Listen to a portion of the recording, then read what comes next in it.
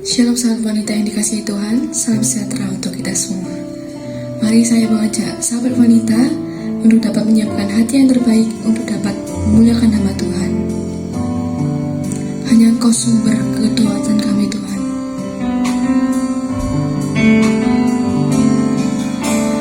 Bukan dengan kekuatanku ku dapat jalani hidupku tanpa Tuhan yang di sampingku. Ku tak mampu sendiri, Engkaulah kuatku yang menopangku. Ku pandang wajah-Mu dan berseru, pertolonganku datang dari-Mu. Peganglah tanganku, jangan lepaskan. Kaulah harapan dalam hidupku.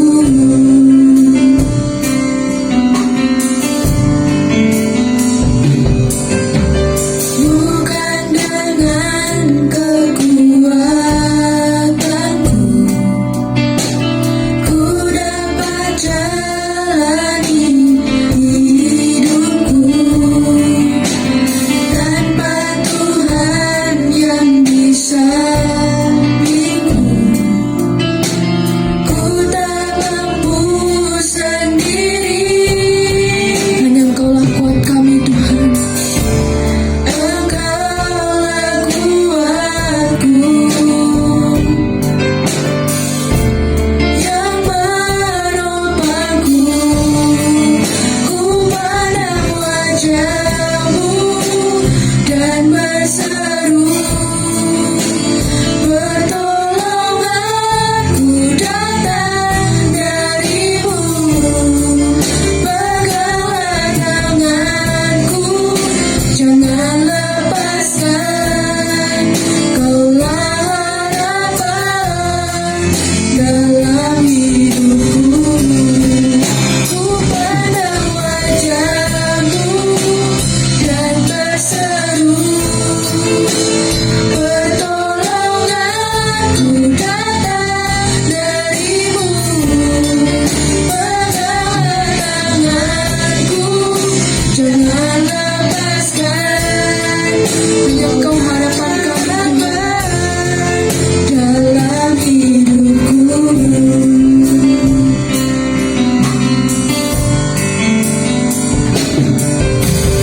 Bukan dengan kekuatanku ku dapat jalani hidupku tanpa Tuhan yang di sampingku. Ku tidak dapat hidup sendiri Tuhan. Aku sendiri. Mari bersama saya katakan, Engkaulah kuatku yang menopangku.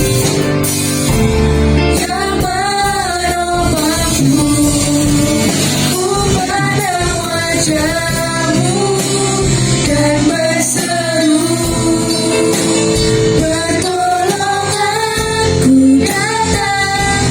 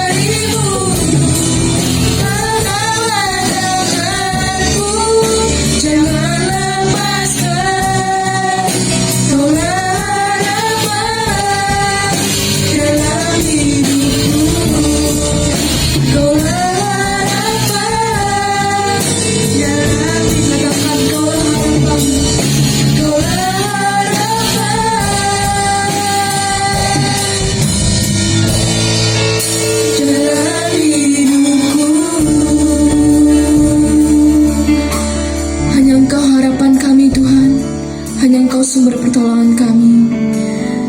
Urapi kami Tuhan yang akan mendengarkan sebagian dari firman-Mu Tuhan. Urapi hamba-Mu Tuhan yang akan memberikan firman-Mu Tuhan, agar firman yang telah disampaikan dapat terlaksana dalam kehidupan kami masing-masing Tuhan. Terima kasih Tuhan, terima kasih. Hanya di dalam nama-Mu kami telah berdoa dan mengucap syukur. Haleluya, amin.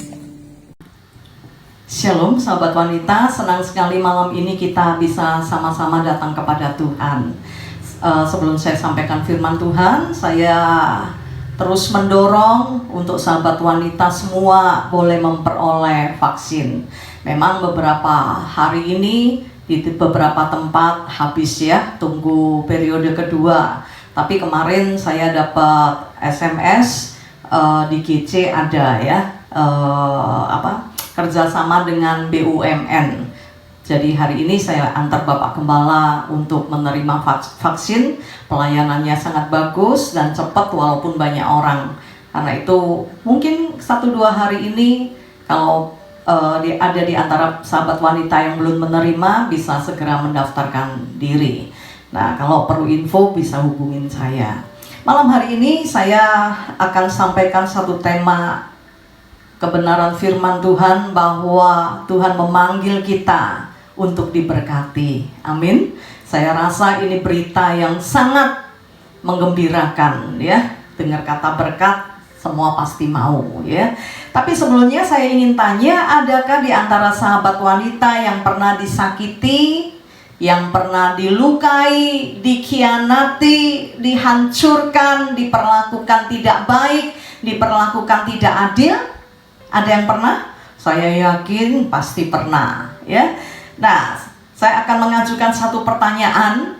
Apa yang sahabat wanita tunggu ketika kita disakiti, ketika kita dilukai, ketika kita diperlakukan tidak baik, dihina, direndahkan? Ada yang bisa jawab tunggu apa? Saya yakin satu hal yang kita tunggu, yaitu kesempatan. Kenapa kesempatan? Ketika kita disakiti, saya percaya kita menunggu kesempatan untuk kita bisa balas. Awas kan ya, suatu hari nanti begitu ya, ketika kita dihina, pasti kita menunggu kesempatan. Ketika kita diberkati, ketika kita ada di atas, tunggu ya. Saya akan buktikan saya nggak seperti itu. Ketika kita dilukai, saya yakin yang ada di benak kita, yang ada di pikiran kita, pasti kita menunggu kesempatan untuk kita bisa balas.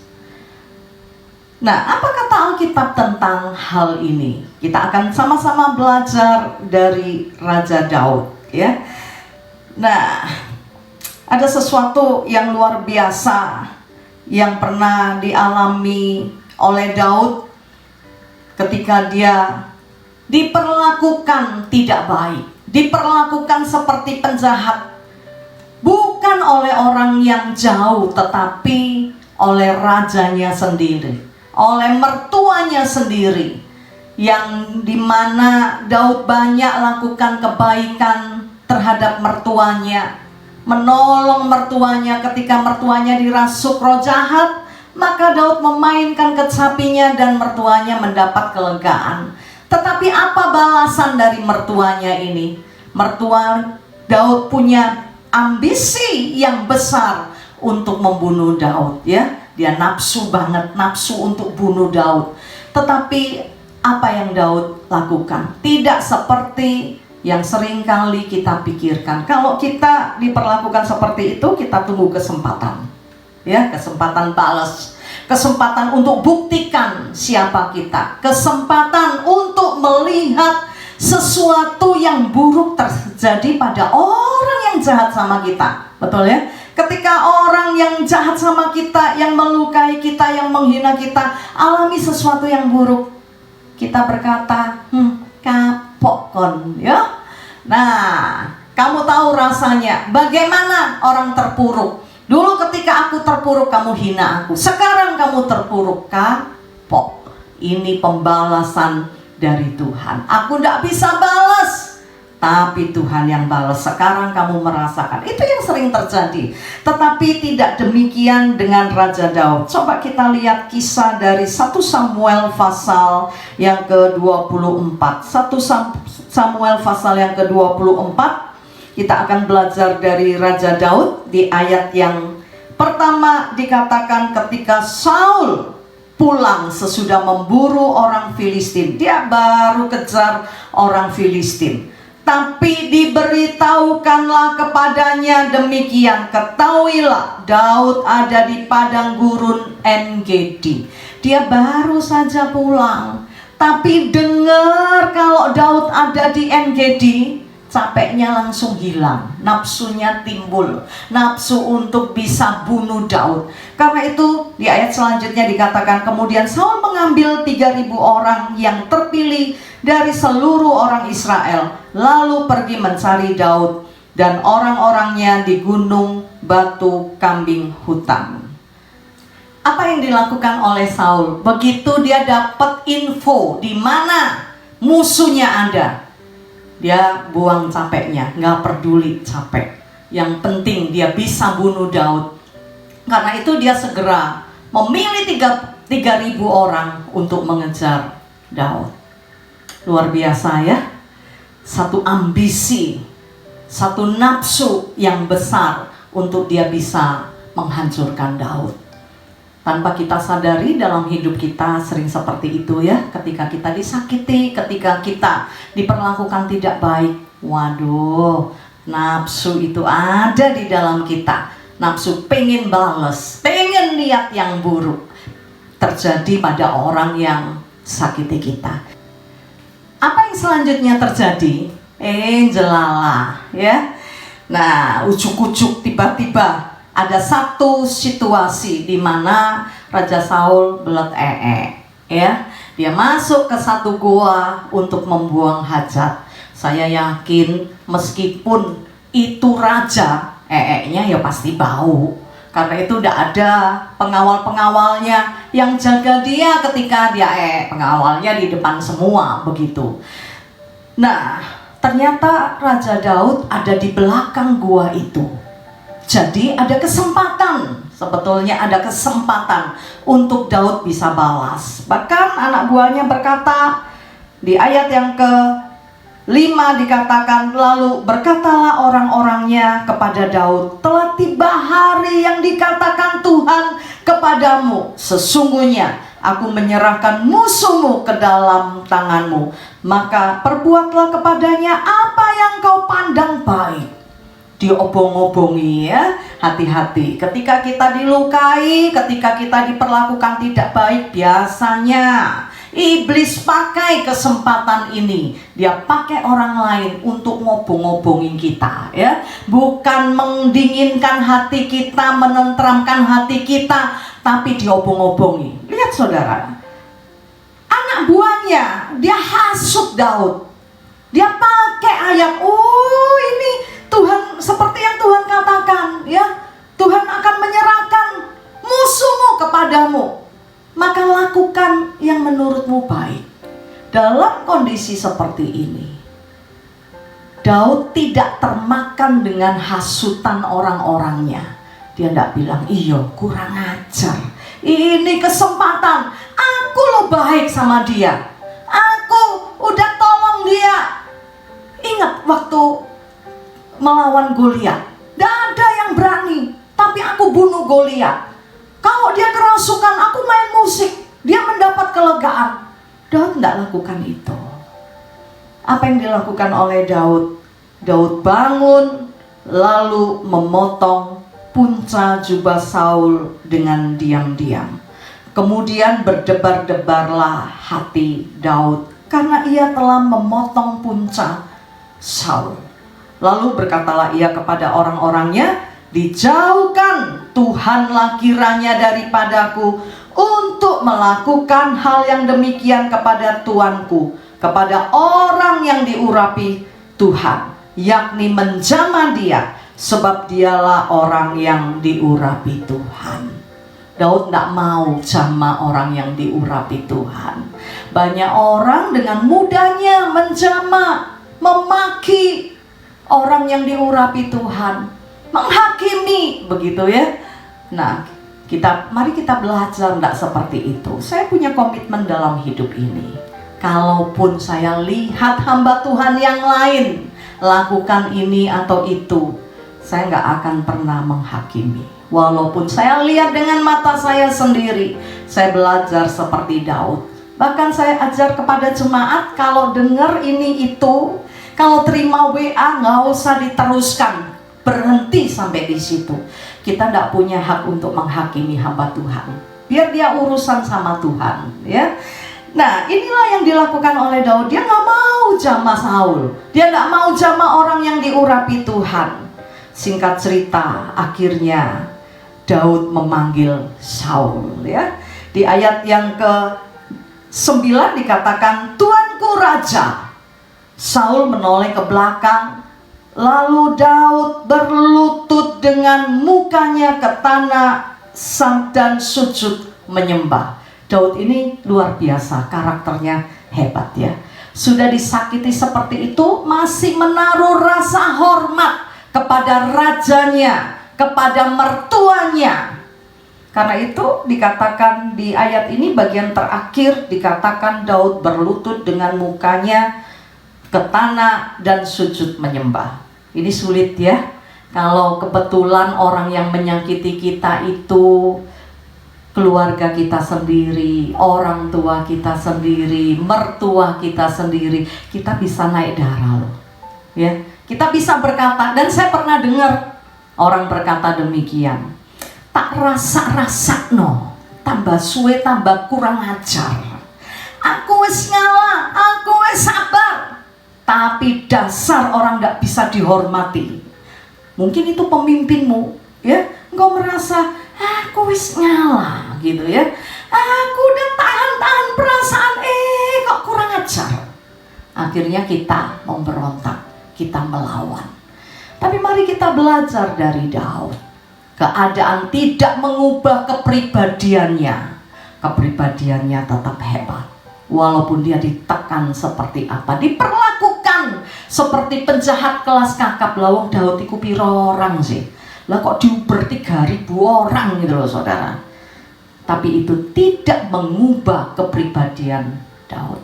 Saya pernah bikin status di Facebook ya, emas itu walaupun dibuang di sampah, dia tetap emas. Dia tidak berubah jadi kotoran kambing, saudara. Emas dimanapun dia tetap emas. Kalaupun dia diinjak, dia tidak berubah jadi tahu, tapi dia tetap emas.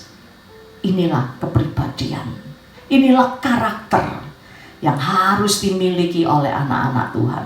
Orang mau memperlakukan kita kayak apapun, karakter kita tidak boleh berubah. Amin. Nah, itulah yang dilakukan oleh Daud. Dia malah sujud menyembah Saul. Dia tunjukkan rasa hormatnya kepada Saul. Tidak hanya satu kali dia punya kesempatan untuk balas Saul, tapi ada kesempatan kedua. Biasanya kesempatan kedua ini jarang datang ya, tidak datang lagi begitu ya. Kadang-kala orang merasa ketika dia meloloskan kesempatan yang pertama, iya nyesel, ngapain dilepaskan, nanti kalau ada kesempatan lagi aku tidak akan sia-siakan, aku akan pakai kesempatan itu, tak balas gitu ya. Setidaknya biar dia ngerti, biar dia tahu dia jahat begitu ya. Akhirnya Saul ngakui begitu ya, kalau dia jahat sampai nangis-nangis begitu. Tapi di pasal yang ke-26 kesempatan kedua datang. Kesempatan yang seharusnya Daud bisa balas Saul. Ya, di perikop ini, di perikop 1 Samuel pasal 26 dikatakan untuk kedua kalinya Daud membiarkan Saul hidup. Ini kisahnya ketika Daud menyembunyikan diri di satu bukit di padang belantara. Ada orang memberitahukan kepada Saul, ya. Nah, hal yang sama yang Saul lakukan. Dia langsung cari orang, dia pilih 3.000 orang, dia kejar Daud. Kesempatan kedua datang pada Daud. Ketika Daud dengar, Daud pengen lihat ya, Saul sedang tidur, tombaknya ditancapkan di tanah. Ini sebetulnya kesempatan. Semua tidur, Daud bisa bunuh Saul dengan mudahnya. Hanya dengan satu tikaman, Saul pasti mati. Tetapi kali ini pun Daud tidak memakai kesempatan untuk membalas dendam. Tidak memakai kesempatan untuk berbuat jahat. Kali ini pun, kesempatan kedua, dia tetap membiarkan Saul hidup. Luar biasa sekali apa yang dilakukan oleh Daud. Tetapi inilah yang Tuhan mau di dalam hidup kita. Tuhan tidak mau kita balas yang jahat dengan yang jahat. Tuhan tidak mau kita balas caci maki dengan caci maki. Tapi Tuhan mau kita membalas yang jahat dengan yang baik. Oke, Roma pasal 12 ayat 14, kita akan lihat ayat ini. Roma pasal 12 ayat yang ke-14. Berkatilah siapa yang menganiaya kamu. Ketika kita dianiaya, diperlakukan tidak baik, ditekan, apa yang harus kita lakukan? Kita harus memberkati mereka. Berkatilah dan jangan mengutuk. Biasanya kalau kita diperlakukan tidak baik begini, dasar kurang ajar, tuwe, elek, tekek, begitu ya, kita maki. Walaupun itu dalam hati, kalaupun kita takut gitu ya, itu mertua, nanti nek ngomong gak enak, tapi dalam hati ngerundel, begitu ya. Itu biasa yang kita lakukan. Tapi firman Tuhan mengajarkan kepada kita untuk memberkati orang yang menganiaya kita, untuk tidak mengutuk. Ya, tidak mengutuk tapi memberkati. Katakan tidak mengutuk tapi memberkati. 1, 2, 3. Tidak mengutuk tapi memberkati.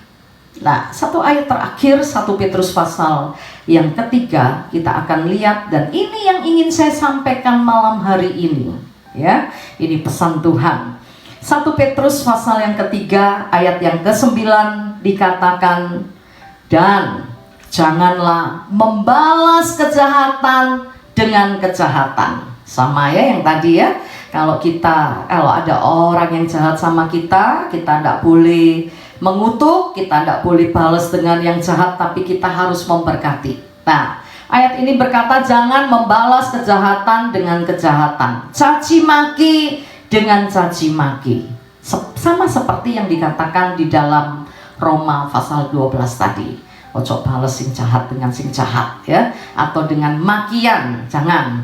Tetapi sebaliknya, hendaklah kamu memberkati.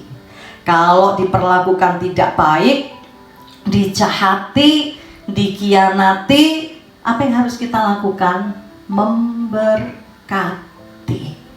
Amin. Nah, kenapa begitu ya? Saya yakin tidak ada orang yang tertarik dengan ayat ini. Orang udah jahat kok malah kita memberkati. Ini yang Tuhan mau. Dan ada satu rahasia yang ingin saya sampaikan ya. Kenapa kita harus lakukan itu? Ayat selanjutnya berkata, karena untuk itulah kamu dipanggil, yaitu untuk memperoleh berkat. Kita dipanggil untuk memperoleh berkat. Siapa yang mau memperoleh berkat? Angkat tangan. Oh, semua mau ya. Tapi caranya bagaimana? Menurut ayat ini, berkat itu datang ketika kita memberkati orang yang jahat dengan kita. Kita memberkati orang yang sudah menghancurkan kita, yang sudah memfitnah kita, yang sudah melakukan sesuatu yang tidak baik. Kira-kira mudah tidak untuk memperoleh berkat ini? Tidak mudah, tapi ayo kita belajar. Firman Tuhan berkata di ayat ini, untuk itulah kita dipanggil. Tuhan mau kita memperoleh berkat, tapi dengan caranya Tuhan, bukan dengan caranya kita. Ya, banyak orang memperoleh berkat dengan cara yang salah. Lagi tidak punya duit, ya. mau belanja nggak punya duit, tiba-tiba ayamnya tetangga masuk rumah kita, nggak ada yang tahu, dan ayam itu kebetulan ditangkap oleh anjing kita, ada di mulutnya anjing. Wah, ini berkat Tuhan, ini rezeki nomplok keliru. Kita harus belajar untuk jujur. Iku peke tonggomu, rebut dari mulutnya anjingmu, balik no. Nek mati tempuono, ojo malah mbok bele. Lah nempui, kate blojo gak ada duit yo. Lah iki ketepaan ono ayam mati. Kita langsung ke dapur, siapin air panas, bubuti, dimasak, haujek senjingping. Keliru. Itu cara kita untuk memperoleh berkat yang salah. Lagi gak punya duit dan ada kebutuhan khusus, tiba-tiba nemu dompet, mau ambil ndak? Ndak ikut punya, ndak usah diambil, jangan, ambilin ya. Tapi jangan terus dibawa ke tempat sepi, terus kita lihat ternyata isinya banyak. Waduh, ini lumayan, aku butuh uang segini, lalu kita ndak kembalikan. Keliru ya, ambil, cari identitasnya, kembalikan. Ayo belajar hidup jujur ya, jangan ambil kesempatan di dalam kesempitan. Nah, itu cara orang mencari berkat ya, tapi kita tidak seperti itu. Bagaimana Tuhan mau memberkati kita? Dengan cara tadi, dengan cara kita memberkati orang yang sudah jahat sama kita. Kita memberkati orang yang sudah menipu kita. Kita memberkati pada orang yang menghancurkan diri kita. Doakan, berkati dia. Disitulah rahasia kita menerima berkat. Ketika kita memberkati Tuhan, dia nyolong, uang kita dicolong, begitu ya. Kita jadi emosi, begitu ya. Nah, jangan emosi, jangan marah. Berkati dia Tuhan. Dia pasti punya kebutuhan khusus, makanya dia nyolong. Berkati berlimpah-limpah. Saudara tahu, berkat yang kau lepaskan itu akan turun ke atasmu. Karena itu mari kita belajar memperoleh berkat dengan caranya Tuhan. Kita tidak balas yang jahat dengan yang jahat. Kita tidak balas caci maki dengan caci maki, tapi sebaliknya kita balas yang jahat dengan memberkati. Kita balas caci maki dengan doa, dengan melepaskan berkat. Disitulah berkat yang kita lepaskan akan turun di dalam hidup kita. Yang paling akhir, ada satu kisah yang membuat saya terheran-heran. Kisah di dalam Hakim-Hakim pasal 17. Seorang ibu, dia kehilangan uang ya. Lalu ya otomatis ya, kehilangan uang begitu, dia ucapkan kutuk. Sopo sing nyolong yo, tangane mlungker, tangane botol. Nanti begini begitu. Anaknya dengar, saudara. Dan anak yang dengar ini adalah anak yang curi uang mamanya. Nek anakmu nyolong duitmu, terus ngaku, buat apa no, saudara? Saya yakin ndak ono sing ngene, saudara. Aduh, pinter ya anakku, pinter ya. Tuhan berkati kamu ya, nak. Ono. Nek aku tak gebuki ya. Cek kapok, cek gak nyolong maneh. Setidaknya dikasih pengertian ya. Ya, saya orangnya begitu. Saya nggak akan ngomong salah tok. Benernya seperti ini, begitu ya. Nah, apa yang dilakukan oleh ibu ini, saudara? Ketika anaknya ngaku, dia bilang kepada ibunya, ayat yang kedua, Hakim-Hakim pasal 17. Berkatalah ia kepada ibunya, uang perak yang 1.100 itu yang diambil orang daripadamu, dan yang karena itu kau ucapkan kutuk. Aku sendiri mendengar ucapanmu itu. Memang uang itu ada padaku, akulah yang mengambilnya. Ayat selanjutnya kita baca bersama-sama sebelum kita berdoa. 1, 2, 3. Lalu kata ibunya, diberkatilah kiranya anakku oleh Tuhan. Sahabat wanita yang dikasihi Tuhan, ini yang Tuhan mau untuk kita lakukan. Kita dipanggil untuk memberkati. Amin. Tidak untuk mencaci, tidak untuk membalas yang jahat, tapi Tuhan mau kita memberkati. Karena dengan cara demikian Tuhan akan memberkati kita, ya.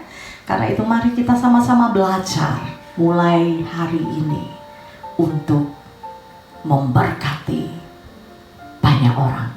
Lihat yang tidak pas di hati, ojo ngamuk, ojo mencaci, jangan caci maki, tapi berkat tono. Mari kita berdoa. Saya minta puji deh. Basuh aku di dalam darah-Mu, anak domba.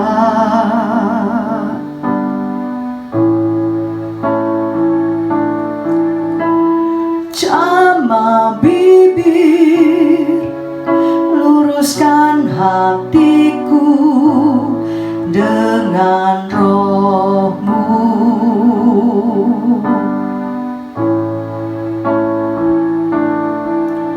Ku rindu kemuliaan Tuhan lebih dari segalanya.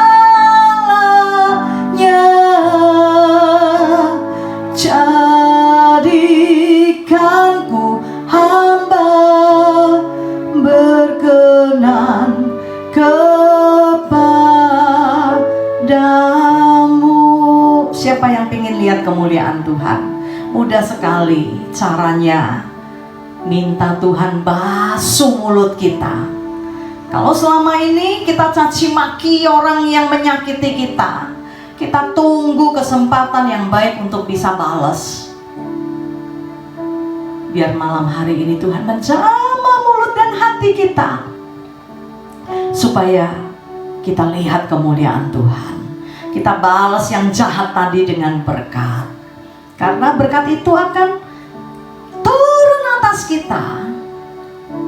Memang aneh ya cara Tuhan memberkati kita, tetapi ini firman Tuhan. Kalau sahabat wanita ingin diberkati Tuhan, lakukan. Ubah caci makimu dengan berkat. Amin. Tuhan, hamba-Mu telah selesai sampaikan firman-Mu, menolong kami semua dalam setiap kelemahan kami. Mulut kami yang selalu memperkatakan hal yang tidak baik ketika kami disakiti. Malam hari ini biar darah-Mu membasuh kami, menolong kami, menahan ucapan kami, sehingga tidak keluar ucapan yang mengutuki, yang memaki, tetapi sebaliknya. Kalau malam ini Kau mengajarkan kepada kami untuk kami memberkati orang-orang yang melukai kami, yang jahat dengan kami, mampukan kami untuk hidup di dalam firman-Mu, melakukan kebenaran firman-Mu. Dan kami bersyukur kalau Tuhan izinkan ada orang yang menyakiti, menghancurkan, memfitnah, menipu kami. Itu kesempatan untuk kami menerima berkat-Mu berlimpah-limpah. Kami bersyukur Tuhan untuk kesempatan ini, dan mampukan kami menerima kesempatan ini. Karena itu tolong kami, biar lewat bibir kami keluar berkat, bukan kutuk, bukan makian. Sekali lagi kami minta, jamah bibir dan hati kami Tuhan. Jamah bibir, luruskan hatiku, tolong hati kami dengan Roh-Mu.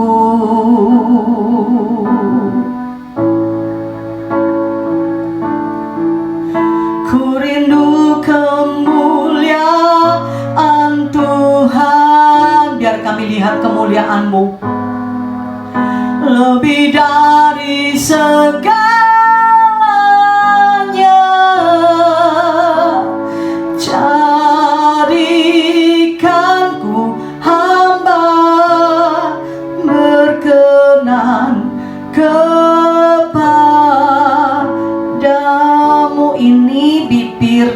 memberkati kami, menolong kami dalam pergumulan ini supaya kami keluar sebagai pemenang.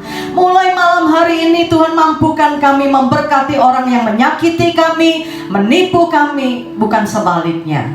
Supaya kami lihat kemuliaan-Mu, supaya kami melihat berkat-berkat-Mu dicurahkan di dalam hidup kami. Terima kasih Bapa, terima kasih. Terima kasih buat firman-Mu. Roh Kudus terus berbicara kepada setiap kami, supaya kami ada di dalam janji-janji-Mu. Terima kasih Bapa, terima kasih. Sebelum kami selesaikan ibadah kami angkat tangan ke surga. Kiranya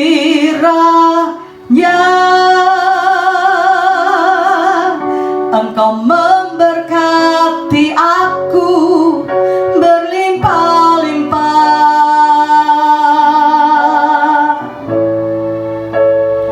dan memperluas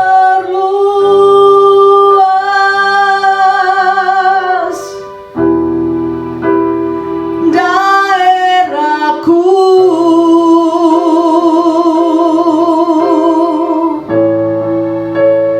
dan kiranya tangan-Mu menyertai aku dan melindungi aku daripada malapetaka, sehingga kesakitan tidak menimpa aku. Kami angkat tangan ke surga. Kami terima berkat rahmat dan anugerah dari Allah Bapa, di dalam cinta kasih dari Putra-Mu yang terkasih, Tuhan kami Yesus Kristus, dan di dalam persekutuan dengan Roh Kudus menyertai kami mulai hari ini sampai Maranatha, Tuhan datang kembali. Yang percaya diberkati Tuhan bersama-sama katakan amin. Selamat menerima berkat Tuhan. Haleluya. Bagi sahabat wanita yang membutuhkan doa dan konseling, bisa menghubungi Pastor Elizabeth Low di nomor WhatsApp 0812 310 11 000. Terima kasih, Tuhan Yesus memberkati.